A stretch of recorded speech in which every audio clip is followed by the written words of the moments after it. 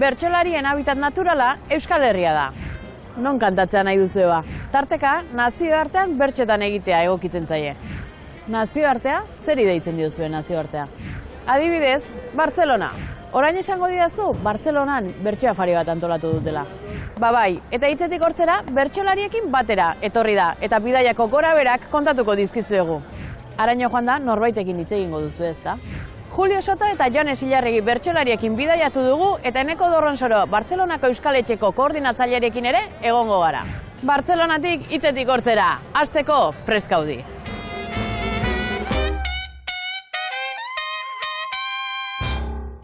Euskal Herria eta Bartzelona, naiz eta diren bi punta. Gaur elkarrekin Euskaletxean, izan da gure debuta. Zuei zer esan dantza eginez, edo trikia hartuta. Zein txalaparta astintzen edo, noiz nahi bersoak aituta. Berdin du nola baina jarraitu, hizkuntzarekin lotuta.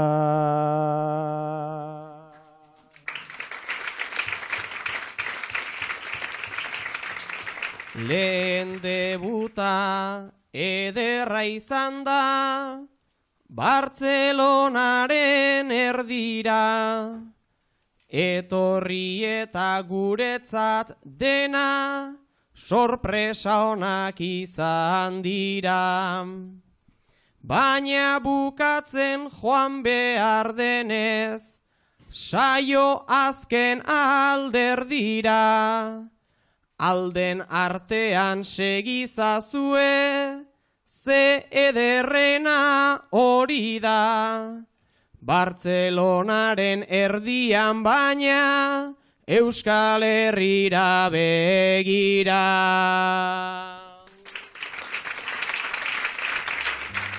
Bartzelonako Euskaletxean bertso afaria dute Julio Soto eta Jones Ilarregi bertsolariek.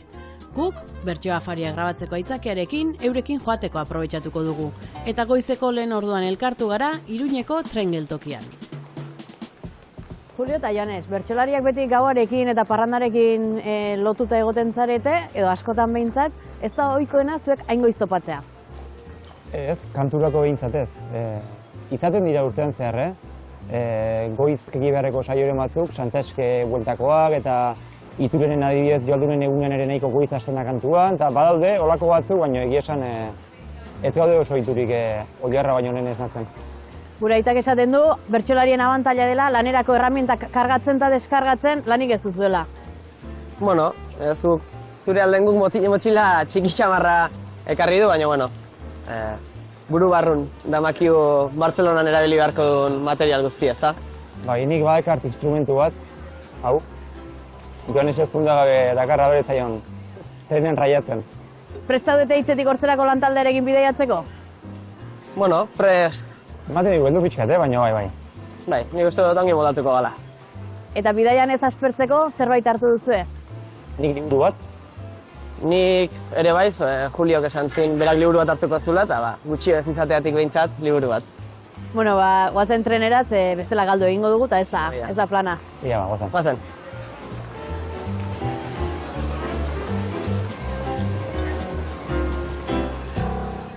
Gabon guztioi bete dezagun, gaurko gaua errelatoz.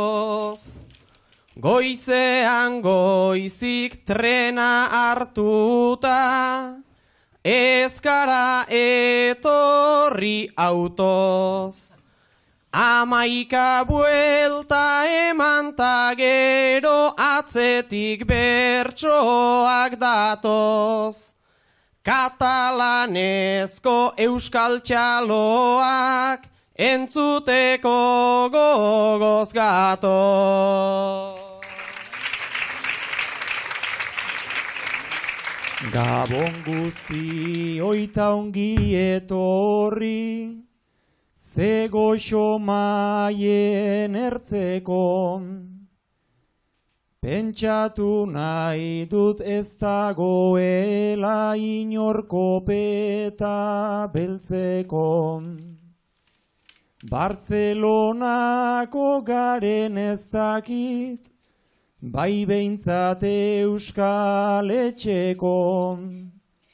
Esperantzatan gatoz guzuen, belarriak asetzeko.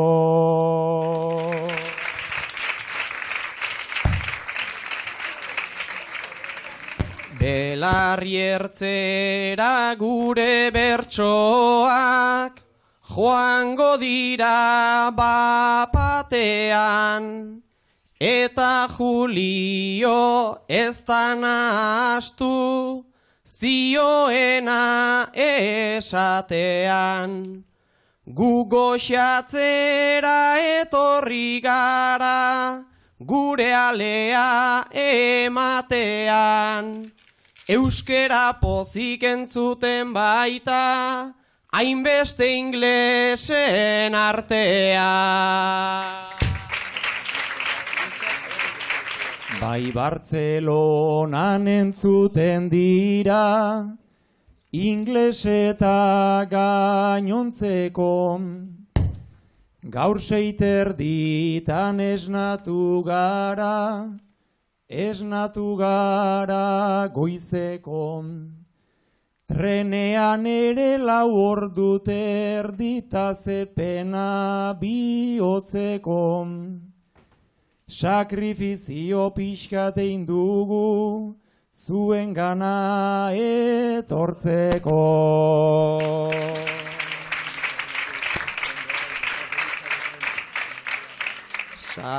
Sakrifizioa bertsolariak beti du egin beharra. Kamarak ere etorri dira, gure atzetik kirritarra. Dena grabatu beharra zeukaten ez galduz une bakarra. Lehenengo aldiz gaur sentitu naiz, telebistako izarra.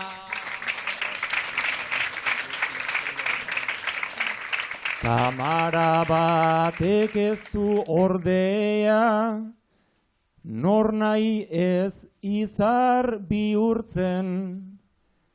9:00 sartu trenata, oraindik zerua iluntzen. Bi erudito desberdin gara, naiz berdin garen agurtzen.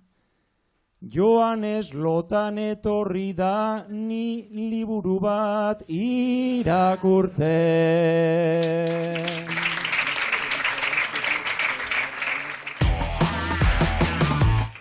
Sorgindu dituenak bihotzen lilurak, pixkat luzatu nahian haien abenturak, ai euskara ikasten neguak ta udak. Ega merezi dut eta monumentu bat, ega merezi dut eta monumentu bat. Oso polita izan da kantatu duena, baina hain perfektua ere ez da dena. Nola lortuko dute fe batarena, Euskaldun zarrek ere lortzen ez dutena. Euskaldun zarrek ere lortzen ez dutena.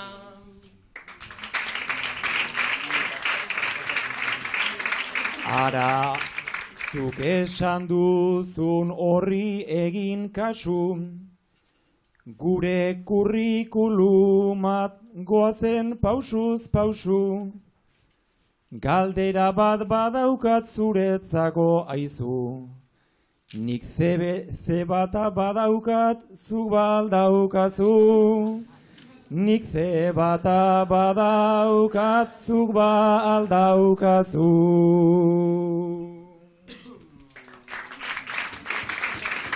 Ez baina lortuko dut bere alakoan, propio etorri naiz onera gaurkoan, saiakera egitera Bartzelonakoan, hemen erresagoa omen delakoan, hemen erresagoa omen delakoan.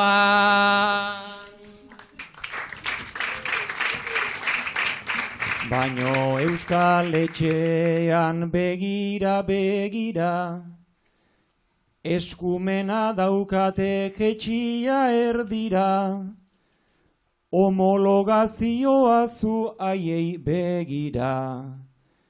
Hizkuntza eskolako jefea hori da, hizkuntza eskolako jefea hori da.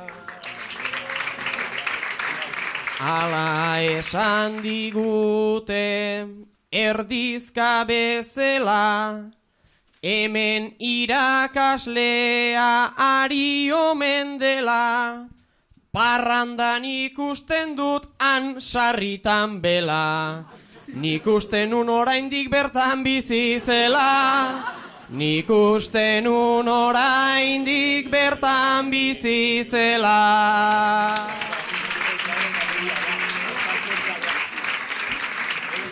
Han ikusten duzuna igual da bikia, lehen sartu naiz eta maite dut gaizkia, neri iruditu zait ni naiz ni frikia, bulegoko Tomasen anaia txikia, bulegoko Tomasen anaia txikia.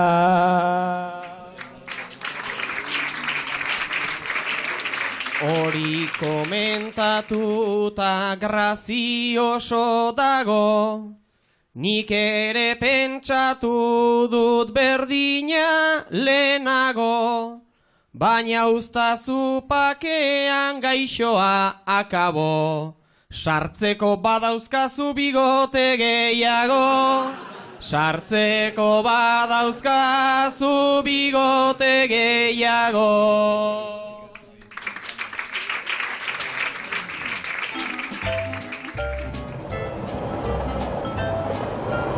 Bidaia uzela tarteko, gogoratzen egon nintzen, edo gogoratu nuen, gu hirurok aurretik ere toki eta espazio bera konpartitu genuela, orain dela 10-15 urte.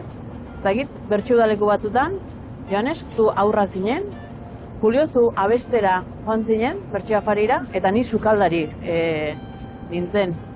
Ezagit, zuek gogoratzen duzen edo ze oroitzapen duzen garai hortatik? Bai, ni gogoratzen naiz, usteot Julio eta Iratxe Ibarra gaina joan ziela kantura, eta ni urte askoz ibili nintzen bertsu-udalekutan, baina batzuekin gogoratzen naiz, bestekin gutxixio, baina urte horrekin bai gogoratzen naiz. Eta, Joanes, zu Julio ordurako ezagutzen zenuen edo zeintzen du Julio zuretzat? Bai, lehen aitua komentatzen, ez dakigula zehazki, izan zen edo uda horren aurreko negun edo uda horren urrengo negun badaukeu argazki bat, kuriosoa edo politie dena, Juliok bere lehenbiziko txapela irabazizunen lesakan, Nafarroko lehenbiziko txapela, gu bertan ginen, eta saioa bukatuta, gogoratzen naiz, momentu gogoratzen dut nola izan duzen, joan ginela, gurasoakin eta lotxatu xamar. Eta zuk, Joanes, noiz ezagutu zenuen gogoratzen duzu? Esango nuke ehun artean izan zela Nafarroko finala 2010 zen, lesakan, eta finala bukatu eta nola etorri zen ume pare bat, eta alde banatan Joanes eta Xabat etorri ziren, eta nik han ezautu nituen bikalabi. Horregatik argazki guretzako, netzako bintza eta pentsatuta jentzako ere oso berezi izan zen. Eta ordutik zuen harremanak nola evoluzionatu du edo nolako evoluzio izan du? Berezik izan nuke azkeneko 2 urte bi urte zerbait esateagatik, azkeneko bi aldi hauetan egin garela lagun, ez? Holtzak gero eta gehiago konpartitzen dugu, txapelketan ere, Nafarrokoetan une asko eta esperientzia asko elkarbanatu ditugu, baina bereziki plazari da gure harremana pixka bat moldeatzen eta estutzen, eta orain esango nuke bertsokidez gain, bertsoak lagun ere egin gaituela. Baina, bueno, nik esango nuke, igual jende asko kola ikusiko ez luken arren, ez dela danik eta aspaldidanik plazan asko kointziditu duen bikotea ez gala. Historikoki bertso bikote asko ezagutu izan ditugu. Azken urtetan mantentzen dira bertso bikoteak edo hori ere pixka bat aldatu da? Aldatu dela esango nuke nik, garai bateko Makinta Salvador ura edo, bueno, uste dut gaur egun ez dela existitzen, non eta ez den oraindik ere Lizaso eta Egaina bat oraindik badira bikote, zenbait herritan, baina oro har esango nuke asko zanitzagoa dela gure elkartzea bata bestearekin, bestea batarekin, oso ez dugula elkarrekin halako bikote estankorik. Nik uste badaudela bertso bikote baino gehiago igual, leku askotan boladaka asko tokatzen edo errepikatzen dien bikotek, nik ez dut bizitu izan hori. Bai dauket gogoan, gaztetan tala nahiko hasi berritan edo gaztexogotan, anaiekin bai tokatu zitzaiela saio batzuk librekoak eta maibueltakoak elkarrekin, ez dakit, dexente zer den, baina dexente egitea, baina gero azken bolada luzenez eta normalen behintzat aldatzen joaten da. Julio familiarekin bizitzera Bartzelonan. 70 metro karratuko pisu batean, eta Joanes nagusiak jakinarazi dizu alokairua 1.400 eurora igo beharko dizula hemendik aurrera. Bartzelonan pakerik ezin da usaindu, hemen gertatu naiz nita hemen labaindu. Proletario bat naiz aita saindu, 1400 zifra potoloa aindu. Badakizunik ezin dudala ordaindu, badakizunik ezin dudala ordaindu.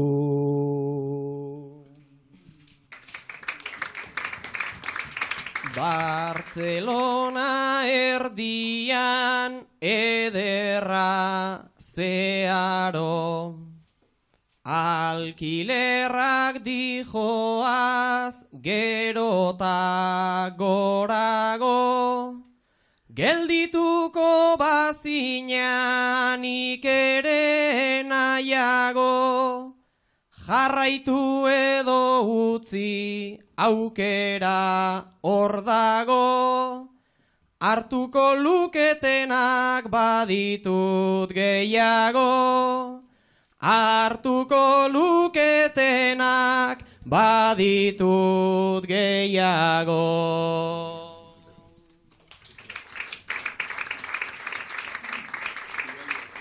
Etxeak 4 metrota, beste 3 erpin, ta ni hemen barruan aukera zainerkin. Jende gehiago badela bainik banekin, igo behar duzula ekin eta ekin.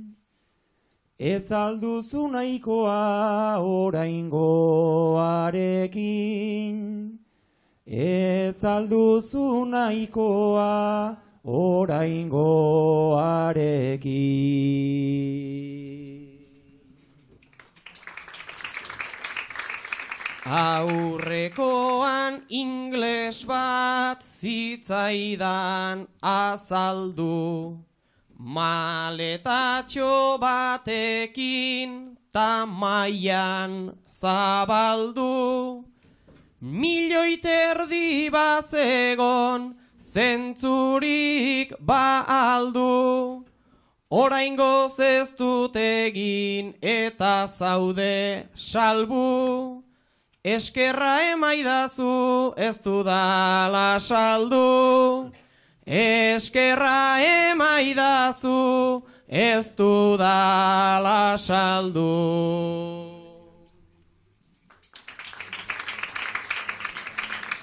Beraz ez duzulazuk egin patxaldena, hobenukela eskertu zure ginalena. Bada frantzes turista aimundu alena, ta erostun inglesa jabe gaur kalena. Diru naia hizkuntza unibersalena, diru naia hizkuntza unibersalena. Hementxe gelditzeko daukazu idea, ez baituzu hartu nahi kalera bidea. Nik estimatzen zaitut ai adiskidea, naiz eta ustez duzun zuk eskubidea. Lagun olakoa da merkatu librea, lagun olakoa da merkatu librea.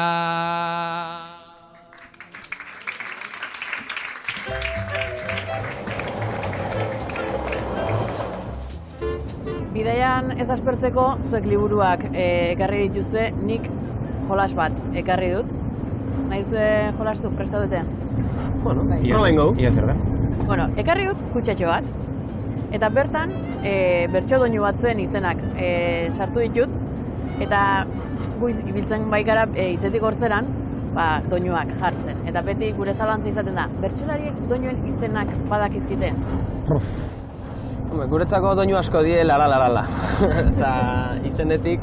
Esan nuke, orokorren doinu gutxiren izena dakizkigula. Edo erabili behintzat saioan, nik uste dut, erabakitzerakoan kantatu egiten dela. Gero igual jakin, hori nik ikusiko da. A ber, batzuk bakizkigu asko. Norra hasiko da? Julio. Bai.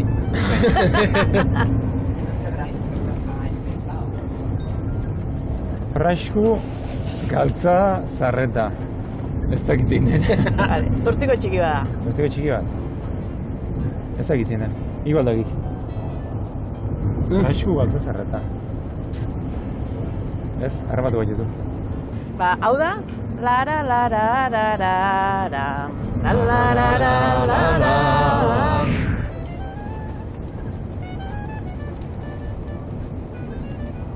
Bertsuak jarri dizkat. Hau kopla da. Kopla... nik bakik. Bai, baina ez dituzten ziren. Hau, jakin berri nuke hori honez, 3 puntutakoa. Bersoa jarri dizkan, lariraro, laro. Manuel Narruk atzo esan dit. Ez dakit. Gaueko izar doinua du oinarri. Arorarora... Bai? Ongi nintzen dut. Erdi bana. Bai. Bueno, helburua da baita ere, bion artean ere izan diteke hau ez dan lehia ez da ere. Bueno, funtzio sozial bat dauke honek, Doinutegia plazaratzea eta jendarteratzea. Azkena falta zaigu? Bueno, agar, nago asmatzen duen. Sagutxo batzuekin. Hau, okerrez balin bana,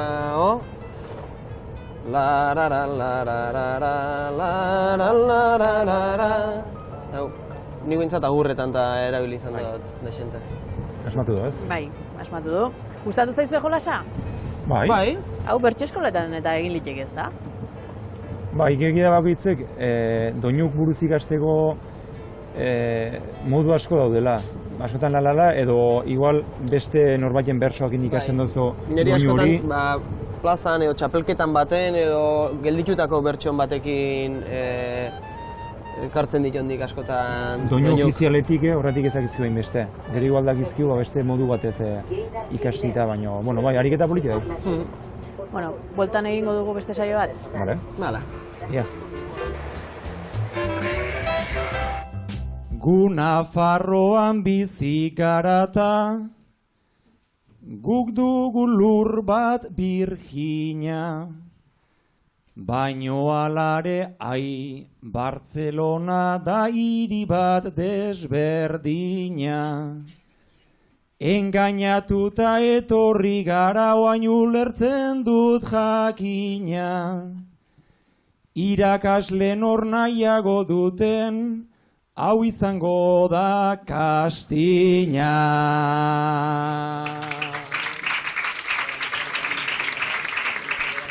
Kastina igual hau izango da, taninago harrituta.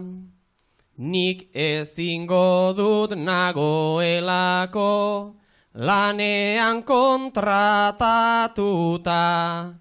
Baina agian zuetor zaitezke, denbora gehiago duzuta. Txapelketatik ta saiotatik, eszedentzia hartuta.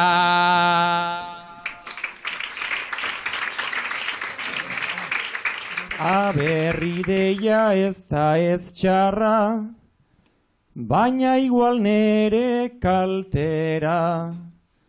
Bartzelonara etor ninteke eta diruz bete kartera. Baino badago zera txiki bat eta noan esatera. Nila Iruñan agobiatzen naiz, hemen kontuak atera.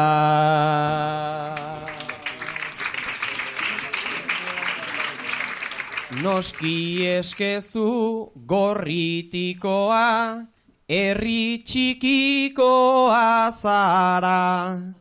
Ia iristen etzaretenak 80 biztanletara. Eta Iruñan agobiatzen da, normala da behar bada. Gorritiarrentzat Tolosa ere ia metropolia da. Gure herrian 80 gara, 4 baserri eta 4 iglu. Oraindik ere bizi nomada, mundurik ez datorkigu. Han gure ardian gure behor, eta alare pozik gu. Gure herrian oraindik ere txalaparta dabilkigu.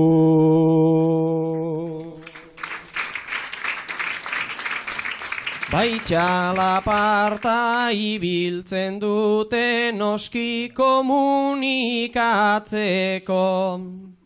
Zuk diozunez bizi zarete, erdi nomada antzeko. Ta Bartzelona aukera txarra, ez daukazu probatzeko. Hiri horren haundi batean, burua irekitzeko.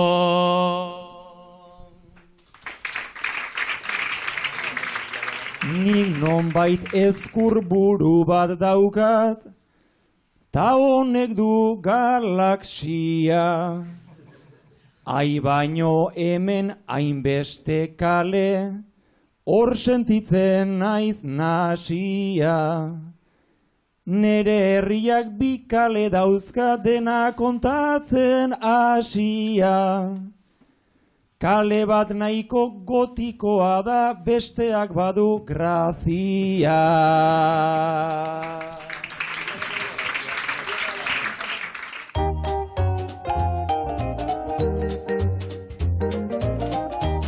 nazioartean kantatutakoak zarete? Ni gaur arte, moingoz, ez. Nik izan dut suerte hori, bai Bartzelonan, Madrilen, Menorkara duela urte asko Jon Euri eta Miren Amurizarekin izan nintzen, eta zean ere bai, Kalifornian, ametxekin 2010an okerrezko naiz. Martin Goikoetxeak esan da, badakigu Joanes, zu eta Xabat anaia joatekoak zaretela.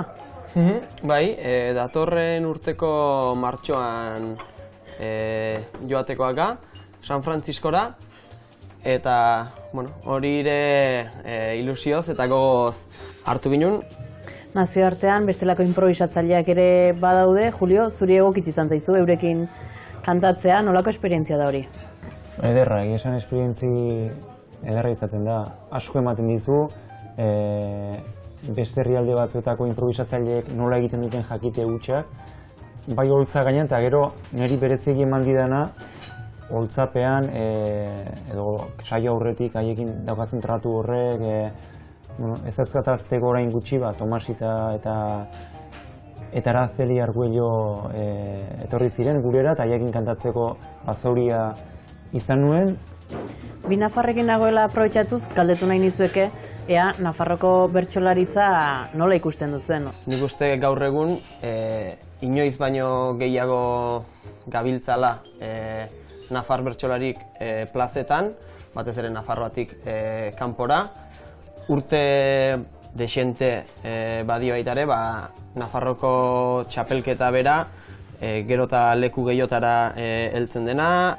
Bertso mailaz ere esango nuke, urterik urte, azken urte luzetan goruntz doan sintomak badaudela, eta alde hortatik usteot, osasuntxu daola edo bide honetik doala.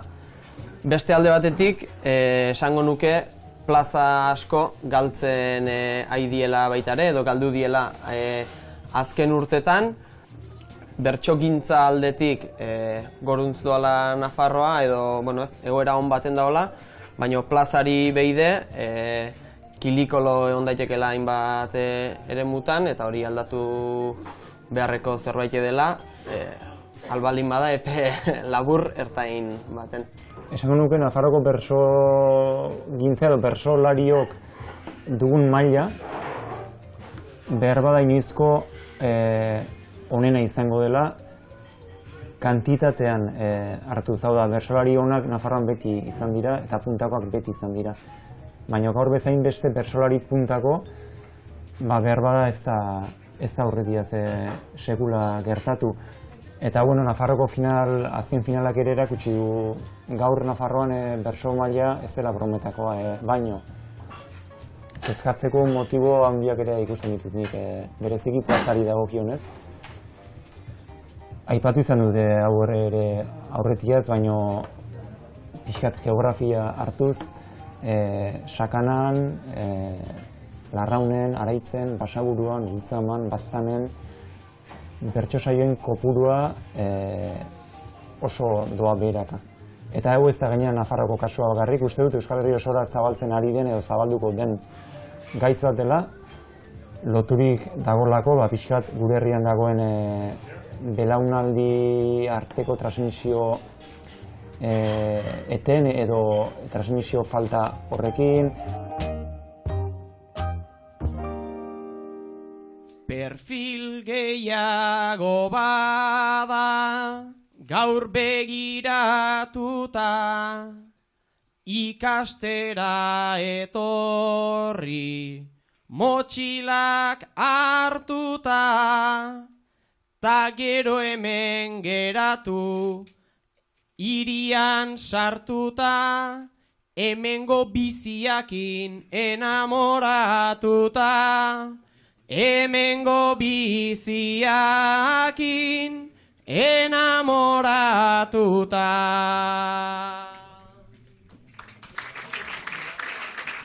Naizta beti ez bete, amets idealak, hemen askok zeuzkaten beren eginalak, xik fama handia dauka barna kapitalak, guztiak altzarete intelektualak, guztiak altzarete intelektualak.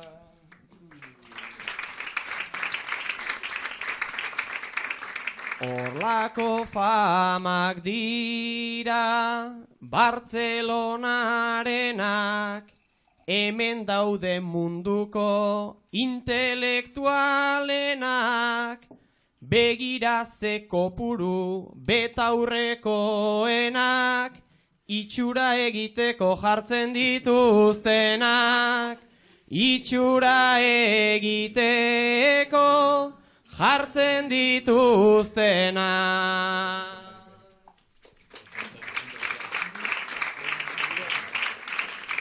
Naizta begi argiak dauzkadan begitu, atzo erosi nitun 2 eurota piku, tamaletan nekarzkin egia aditu, baina gero janztera enaiz atrebitu, baina gero janztera enaiz atrebitu.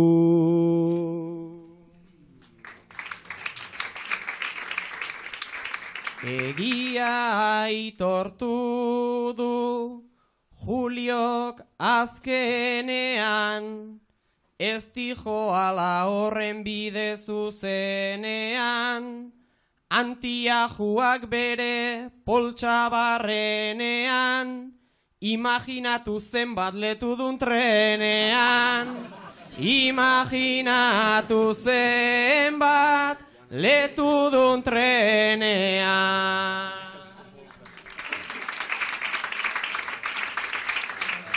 Letu ditut gu liberta bere liliput, Antiaju hoiena ezpaita musutruk, Bartzelonan saioa genuelako guk, bigotea propio utzi alduzuzuk, bigotea propio utzi alduzuzuk.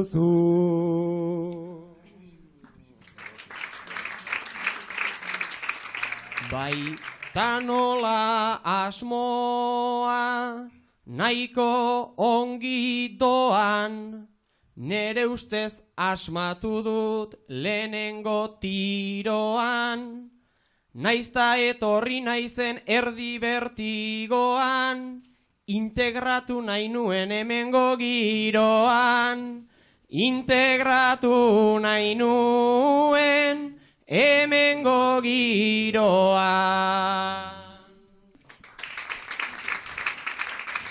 Alperrik zabiltz, karma baita karma, naiz eta entrenatu pausoak amarna, gu gara fosilduta dagon armi arma, Euskalduna euskaldun Bartzelonan barna, Euskalduna euskaldun Bartzelonan barna.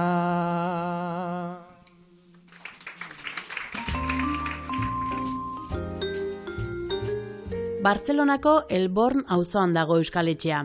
Kale estuen artean sortu zuten bertara joandako euskaldunek elkargune hau. Eneko Dorronsoro da gaur egun bertako koordinatzailea eta berak egin digu ongi etorria. Zer da Bartzelonako euskaletxea? Gaur egun da euskaldunak biltzen di asko, euskal kulturrekintzak egiten dira, baita ere tailerrak ere egiten dira, eta gero aparte, eta gero eta intentzio gehiagogin katalanak erakartzeko, ez? Eta katalanentzako espazio hori izan da ere. Eta nolako komunitatea elkartzen da gaur egun? Gaur eguneko komunitatea kuriosoa da, bueno, daude tailerrak, orduan tailerretan ere, edo tailerrak daude dantza egiten da, trikitixa ere bai, bertsolaritza saiatu ginen da etzan talderik sortu. Orduan, euskal jatorriko kulturrekintzak izango liake, eta gero euskerako tailerrak, ez? Eta orduan horra askotan gertatzen zaizkizu, igual euskaldunak etortzen zaizkizu euskara ikastera Bartzelona iritsi direnean, ez? Edo Bartzelonan bizi dirala, orduan badago euskaldun talde batzuk bai, kultura hurbildu nahiak, kanpora etorri eta gero, igual, ez? Eta gero daude euskaldun sustraio egin beharra daukan edo nahi edo taldetxo hori ere hemen beste gizarte bada, eta orduan alkarrekin bildute euskaraz hitz egite hutsakin gertutasun hori baukazu, orduan. Eta Bartzelonako erakundeekin ze harreman duzu edo beste elkarte desberdinekin?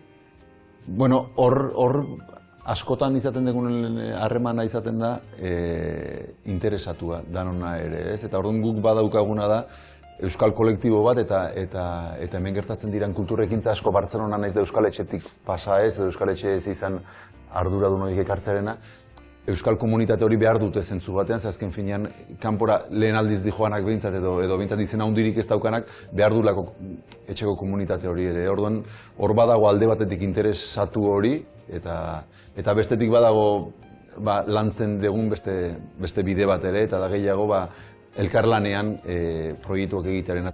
Bertsio eskolarik etzela sortu aipatu duzu, baina bertsioarekin beti izan du harremana Euskal Etxeak eta antolatzen dituzue, gaur bezalako bertsio afariak adibidez. Bai.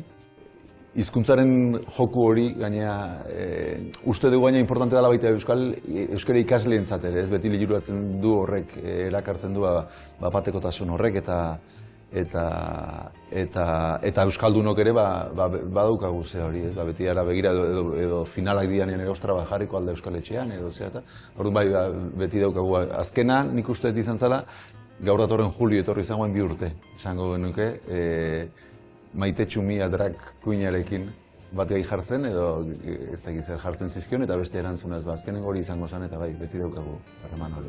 Bestelakoan zuk ere bertsioarekin baduzu harremana? Bueno, nik Aita Zumaian bertso eskolako irakasle izan zen, nik akaso horregatik nintzen bertso eskolara jun. Eta, baina ni daukaten lehenengoa eta gaina politena iruditzen zaitena da, gure Aitak idatzen zituen bertsotan edo liburuak, bertso antologiak, ni jaio nintzen garaitxu hortan. Orduan nik umetan bertso kantak entzunaz lokartzen nindun, eta politia izan da nik alaba ere txirritaren bertsoa kantatzen lokartu izan dut. Orduan oso etxekoa dut bertso horriko harreman hori. Eneko eskerrik asko, Euskal Etxeko ateak zabaltzegatik. Zuei etortzatik. Hainbeste turista ikusita, Joanesekala esan omen dio Julio hori. Julio, zergatik ez diagu agroturismo bat montatzen Gorritin? Bartzelona hau ez da horren naturala, turista ona ara korrika doala. Paisaje ederrak ta relaxa totala, modan jartzen ari da turismo rurala. Leitza edo Gorriti pentsatzen mosaiko, agrota rural hori pixkat arkaiko. Turismoa topera da bilala jainko, hemengoek ez dute ara joan nahiko. Ez dutela nahiko ta hortan dihardute, herrian dugu hainbat zerbitzu hain kutre. Dendatxo ta taberna badakizuzuke, eta beraiek ere eskertuko dute. Liluratu baititu bai barnako jirak, arte galerietan euren ikusmirak. Baino hemendik ara haze perspektibak, ez dira veganoak hango albondiga. Ontako ez da txarra zure etxetxoa, jendea han hartzeko jarriz aletxoa. Gorritin zehar joan egin paseoa, ta etxe azpian jarri bertso museoa. Bartzelona da zentro Gorriti aldauri, Hemen eguzki goixota handena euri. Ara zertako joan hau bada hain haundi. Antxa bolazar bat eta hemen gaudi. Orain egin nahi duzu neregatik burla, nere ideiak zentzu oso gutxi dula. Zintzoa zuetzara izan du sekula, ziur gerozuk bakarrik montatzen duzula.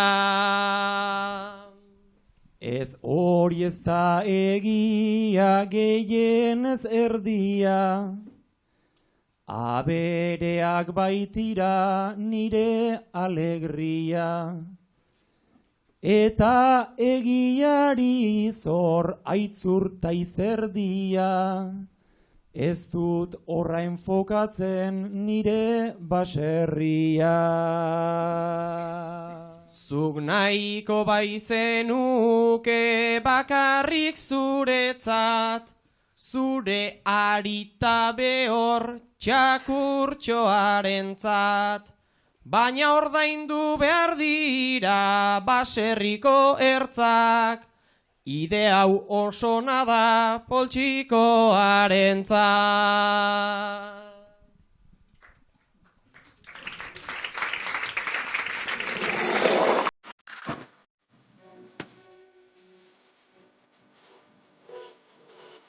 Lesakan egingo da 2025ko bertso eguna. Egun osoko egitaragoa antolatu dute Bertsozale Elkarteak eta Bortzirietako bertso eskolak. Goizean, Oinak bidean bertso ibilbidea egiteko aukera izango da. Arratsaldean, 21 mende, 25 hilbeltz bertso jaialdia. Eta gauean, afaria eta bertso jarriak orgu eta maneix pagolarekin. Arratsaldeko ekitaldirako zein afarirako sarrerak eskuragai daude bertsosarrerak.eus atarian.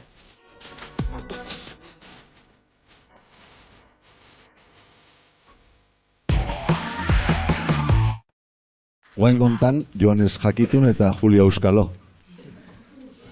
Maduxa, da hitza.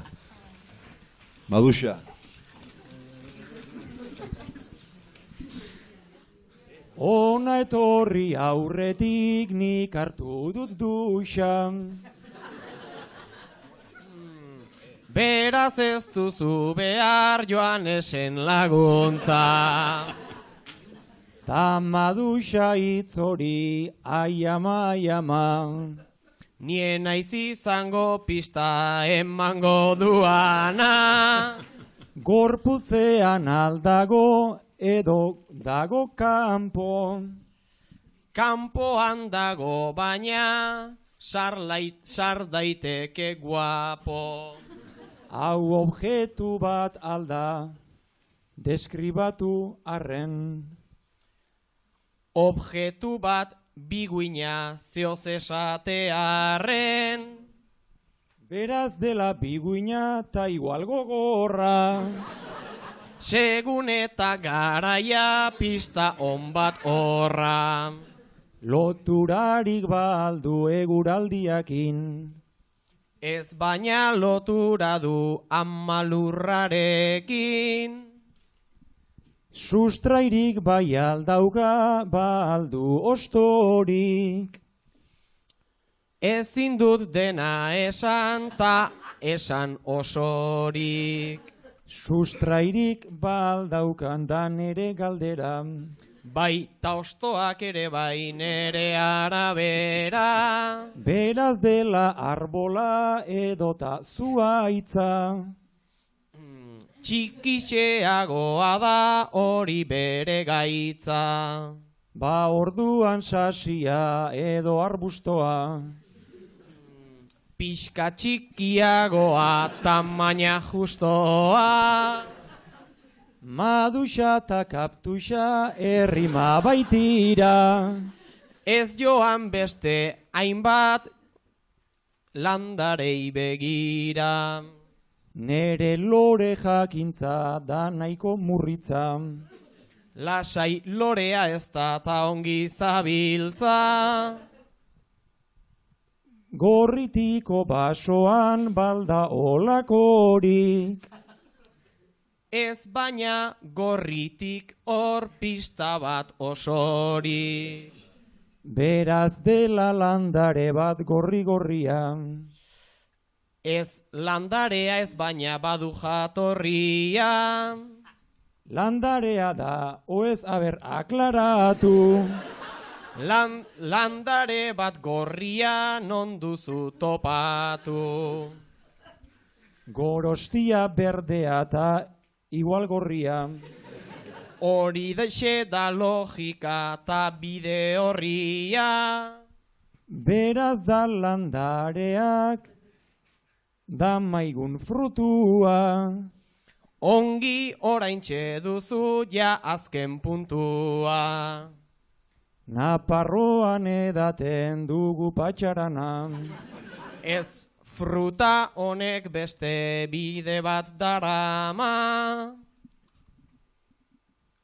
Udare sagar kiwi. Ta ez dakit gehiago. Gazteleraz pentsauta antzekoa dago. Sagarra da manzana eta ikatza karbon. Euskeraz esan nahi nun eta lasai egon.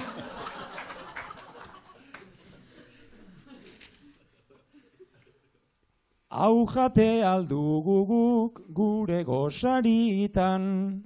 Bai, baina soilik udan taudako alditan. Naranja mandarina. Mango. Abersegi. Landare txikitxo bat fruta gorriz begi. Hasieratik nekin marrubia zela. Aspertu egin behar zineten bestela.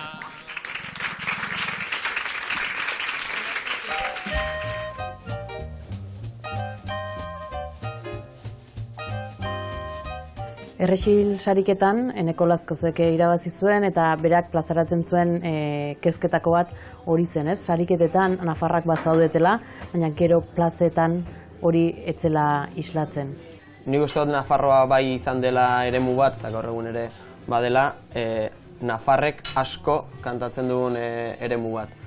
Eta behin saioak gutxitzen eta desagertzen joan dien horretan, nik uste dut Nafar bertsolariok plaza horietan kantatzeko aukerak galdu ditugula. Saio bat antolatzerakoan denok gauze asko hartu nahi ditu kontutan, eta adineri, generoari, beste hainbat gauzeri erreparatzen zaion bezala, lurraldetasunari ere erreparatzen zaio, eta askotan oso zaie izaten da Nafarroatik kanpo, adibidez, bi nafarrek, ez dakit, Bilboko auzo baten, edo ez dakit, Arabako herri baten, bi nafar saio beren kantari aitzea.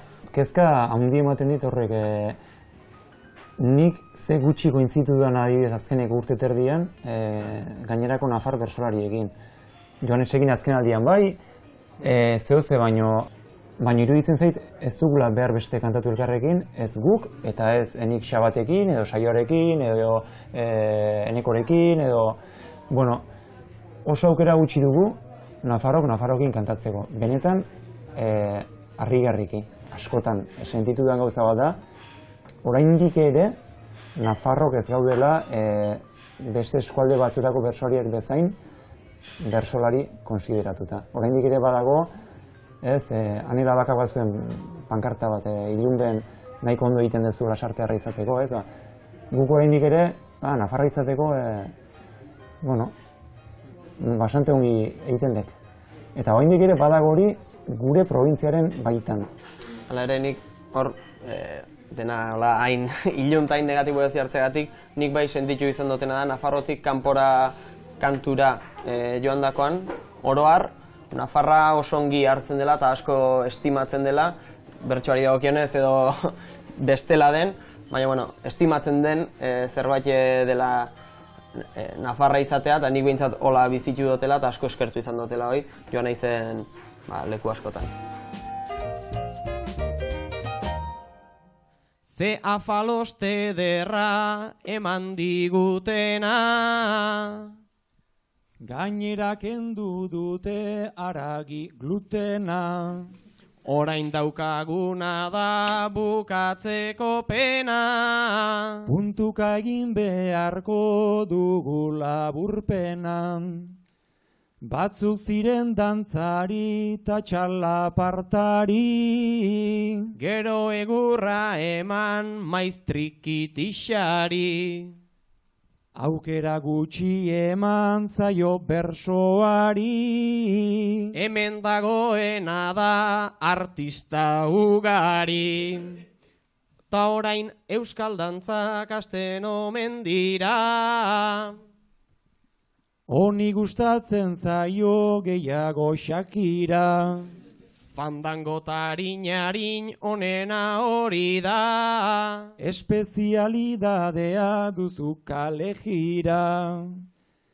Nik berriz dantza iten dut aldudan bezala. Julio arren norbaitek lagundu dezala. Ni naiz dantzaria naiz intelektuala.